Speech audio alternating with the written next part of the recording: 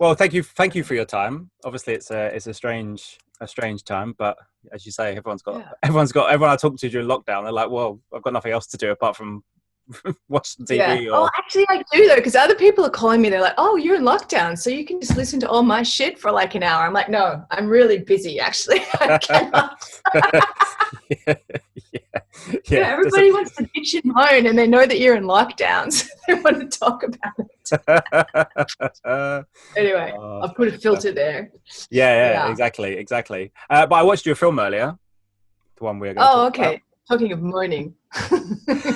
Yeah. No, I'm just saying there's a lot of bitching and moaning in that movie. Oh, yes. Oh, It's a yes. family. Yeah. Yeah. I wonder what that family would It's be like during lockdown or quarantine. I wonder what they would be like. oh God, I wouldn't want to be there. I mean, it's the holiday season, the dark side of the holiday season in a way, that kind of a movie.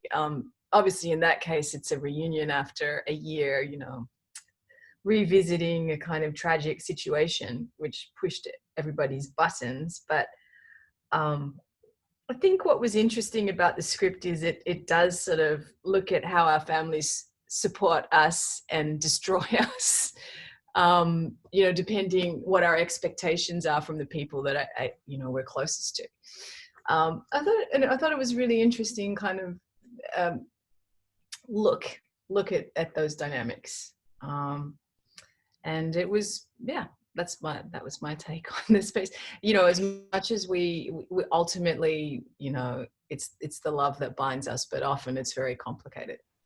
Yeah. Is it fun to do a movie like this where a lot of you are in the same scenes together? Because normally, I guess you guys wouldn't spend as much time together if you were doing a different kind of movie. But there's scenes where you're all Yeah. in the room together, which must give it kind of a unique It energy. was Than kind of fun. I sort of stepped into it. I was there for like 2 weeks, so there were people that were there before me. So I got this sort of condensed experience. And the director was lovely, and the script was kind of interesting.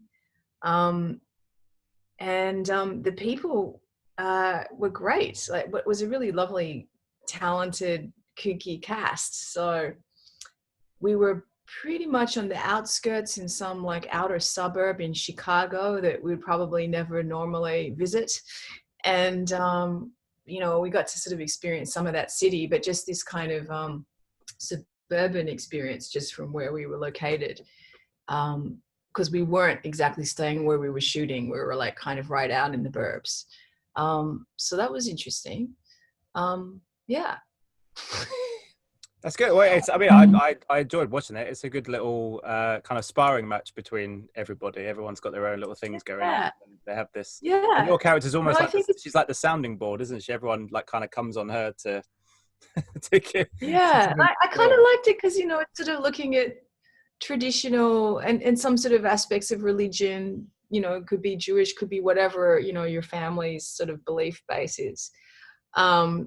And everybody's sort of struggling to make sense of the complexity of their lives and mirroring each other and making different choices, but often around the same issues, like different responses to the same kind of pain.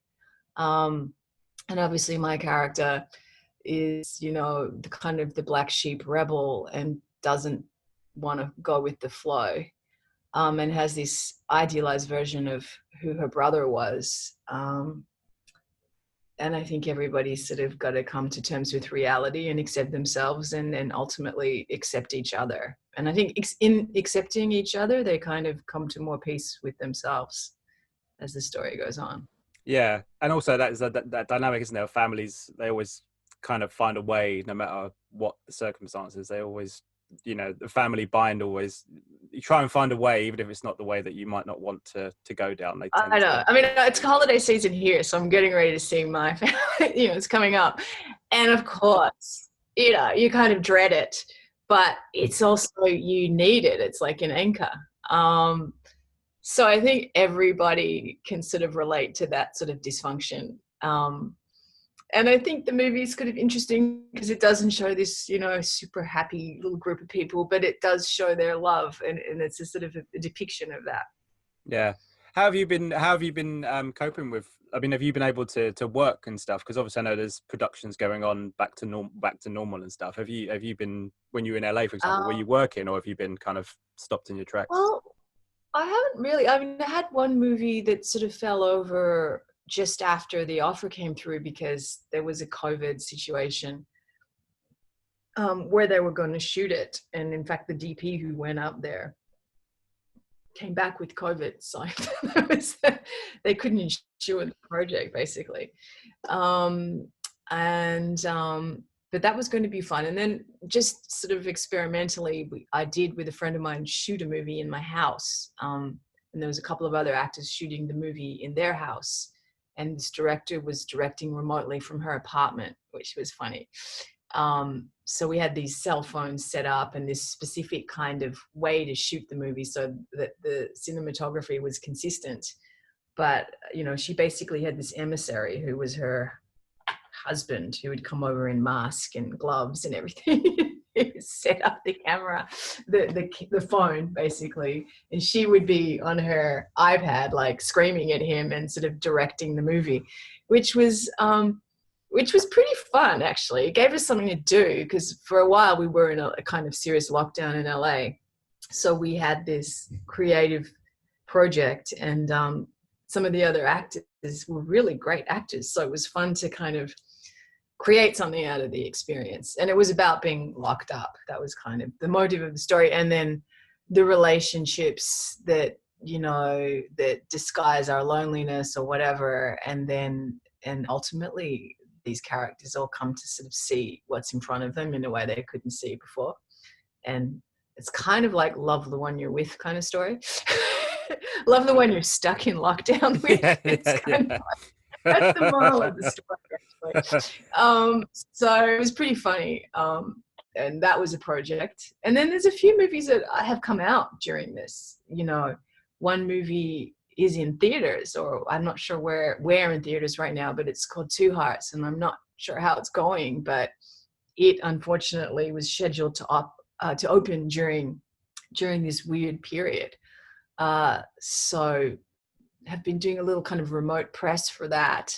And then another movie actually came out during lockdown, which was perfectly timed because it was like a low budget horror movie that we'd made for a couple of dollars and all had some ownership in. And I was wondering what would happen with it, but it happened to be like a new movie during this period when there was nothing going on. So that was actually good timing for that little project. So that was kind of fun. And then, you know, and there's been sort of opportunity to sort of discuss other things. Like there's something we're developing here in Australia that I'm hoping hasn't sort of been suspended because of all this, but, you know, it's given us time to sort of develop it. So there's stuff going on, and there are things going on in the US. Lots of people I know are working on things, but it's just sort of a different climate. And I think it's given everybody a creative break, just sort of an excuse to be like, oh, well, it's COVID, I can't do anything. You know what I mean? Yeah, just take a My pause for a minute. Yeah. because it is a bit mad, this constant I've got to prove myself kind of attitude that especially creatives seem to inhabit, and I think everybody does.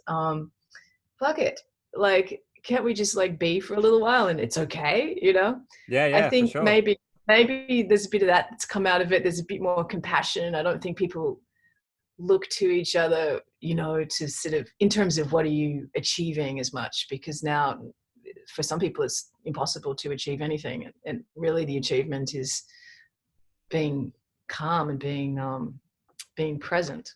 Yeah. Have you enjoyed your time in Hollywood? Because you've been in some big movies and some smaller movies. So do you enjoy the kind of variety that it offers you?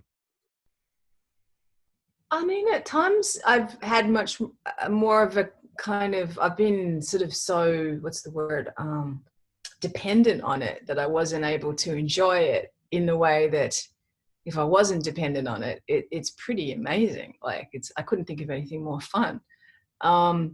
It's just that it's sort of a bit of an out of control experience, but I feel like that's shifting, maybe just the age and the amount of work that I've done and whatever. So now I can see it more as just something that it's an amazing it's amazing to be able to collaborate with multiple minds and tell stories and sort of comment on, you know, the human experience.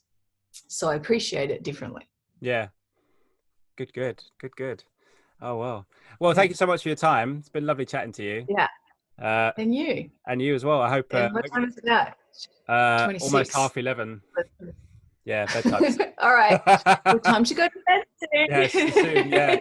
Yeah. Thank you so much for your time. I hope quarantine goes okay. And yeah, thank you. Thank you. Yeah. And I hope you get it. I hope they sort of open things up sooner. Yeah, fingers crossed. Yeah. Thanks so much. Okay. Stay safe. Bye. Ladies and gentlemen, you're watching Hey You Guys! Hey You Guys, huh? Hey, you guys. Is that from the Goonies? It is indeed, yes. Nice. Hey,